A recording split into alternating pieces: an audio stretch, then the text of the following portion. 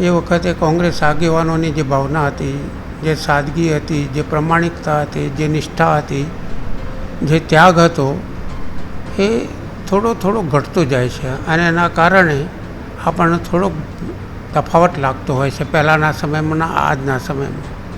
પણ હું એવું માનું છું કે સમયની અસર થતી હોય ત્યારે થોડુંક ઓછું થાય, પણ નિરાશ થવાની જરૂર નથી. સત્ય એ સત્ય છે, સાચું એ સાચું જ છે અને એટલા માટે આપણને જે સત્ય લાગે છે એને હંમેશા વળગી રહી અને મહેનત કરતા રહેવું જોઈએ. તો એક દિવસે ચોક્કસ એમાંથી પરિણામ સારું મળતું હોય છે.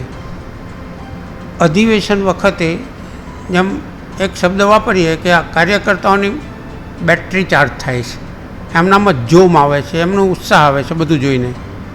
અને એ વખતે જે ઠરાવો થતા હોય છે એ સામાન્ય રીતે 3 પાસાને આવરી લેતા હોય છે. સંગઠનમાં આપણા જે ભૂતકાળમાં અનુભવો થયા તે એમાં શું ફેરફાર કરવા જેવો છે સંગઠનમાં જેથી મજબૂત થઈ શકે, એના અંગે વિચારણા થતી હોય છે.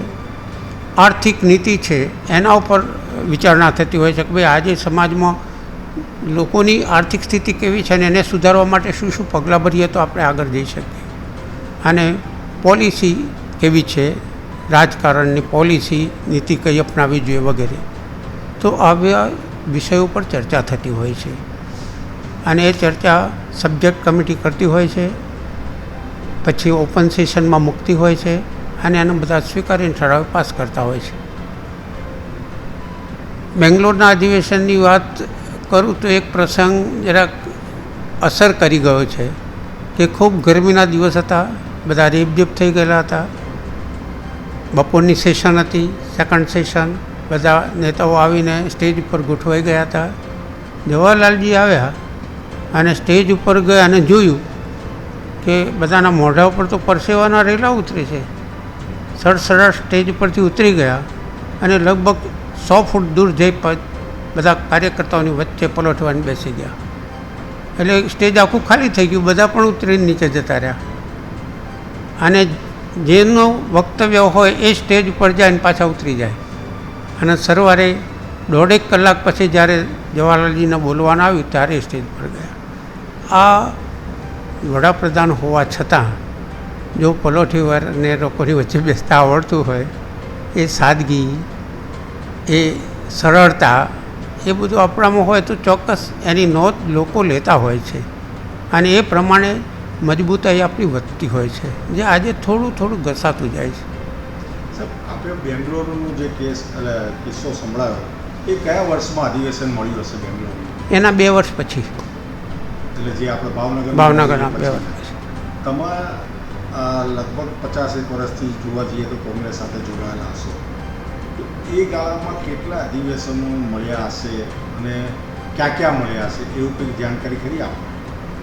બહુ યાદ તો નથી, પણ લગભગ પહેલાં નિયમિત 2 વર્ષે અધિવેશનો થતા, ઓપન અધિવેશન, અને સભ્ય નોંધણી પણ 2 વર્ષે એક વખત થતી.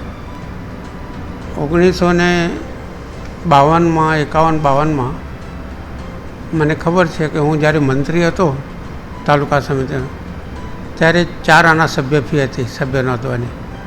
તો તમે સૂતરની એક આંટી આપો તો એ સભ્ય બની શકતા અને 4 આના આપો તો એ બની શકતા, કારણ કે શ્રમ અને નાણાં બંનેની કિંમત હતી. એ કોંગ્રેસનો એક આશય હતો.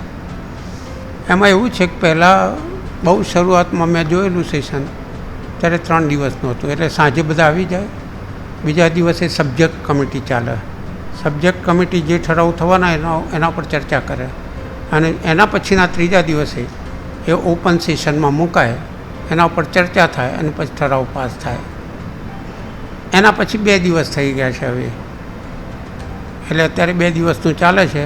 આમાં 1 દિવસ સબ્જેક્ટ કમિટી ચાલે અને બીજા દિવસે ઓપન સેશનના ઠરાવ પસાર થાય. અહીંયા આપણા ત્યાં થવાનું છે એમાં એ જ રીતે થવાનું છે. અહીંયા જે થવાનું છે એમાં 8મી તારીખે શું થશે અને 9મી તારીખે શું થશે? 8મી તો એઆઈસીસીના જે મેમ્બરો છે એ એઆઈસીસી મેમ્બરની કમિટી બનશે પદાધિકારીઓની, અને એના ઉપર ચર્ચા થશે જે ઠરાવ મૂકવાના છે. અને બીજા દિવસે એઆઈસીસીના જે સેશન છે જેમાં એઆઈસીસી મેમ્બરો હાજર હશે એની વચ્ચે મૂકવામાં